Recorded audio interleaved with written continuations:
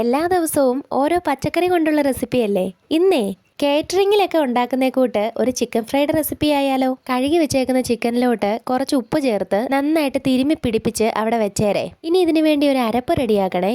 ചുവന്നുള്ളി, വറ്റൽമുളക്, ഇഞ്ചി, വെളുത്തുള്ളി, മല്ലിയില, കറിവേപ്പില, ഒരു കുറച്ച് പെരിഞ്ചീരകവും ഈ പരുവത്തിൽ അരച്ച് ചിക്കനിലോട്ട് ചേർത്ത് നന്നായിട്ട് മിക്സ് ചെയ്തേരെ.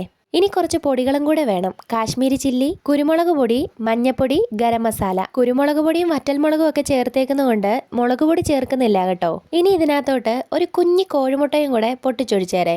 എന്നിട്ട് കോൺഫ്ലോർ പൊടിയും കൂടെ ചേർത്ത് നന്നായിട്ട് ഇളക്കി മിക്സ് ചെയ്ത് ഒരു 10 മിനിറ്റ് അങ്ങ് മാറ്റി വെച്ചേരെ. ഇതൊക്കെ കൂടി ഒന്ന് സെറ്റ് ആവട്ടെ. 10 മിനിറ്റ് കഴിഞ്ഞിട്ട് ചട്ടി അടുപ്പത്ത് വെച്ച് എണ്ണ ഒഴിച്ച് അതിനകത്ത് കൊള്ളുന്നത്ര ചിക്കനും അങ്ങ് എടുത്തിട്ട് ഫ്രൈ ചെയ്തെടുത്ത പരിപാടി കഴിഞ്ഞു കേട്ടോ. ഇതിനകം നല്ല സോഫ്റ്റും പുറം നല്ല ക്രിസ്പിയാണേ. ചിക്കൻ പ്രേമികൾ ഉറപ്പായിട്ടും ട്രൈ ചെയ്ത് നോക്കേണ്ട ഐറ്റം തന്നെയാണ് കേട്ടോ. ഇതിനകത്ത് ചേർത്തേക്കുന്ന സാധനങ്ങളുടെയൊക്കെ അളവുകൾ അടങ്ങുന്ന ഒരു ഡീറ്റെയിൽഡ് വീഡിയോ ചാനലിലുണ്ട്. ചാനൽ സബ്സ്ക്രൈബ് ചെയ്യാൻ മറക്കണ്ട കേട്ടോ.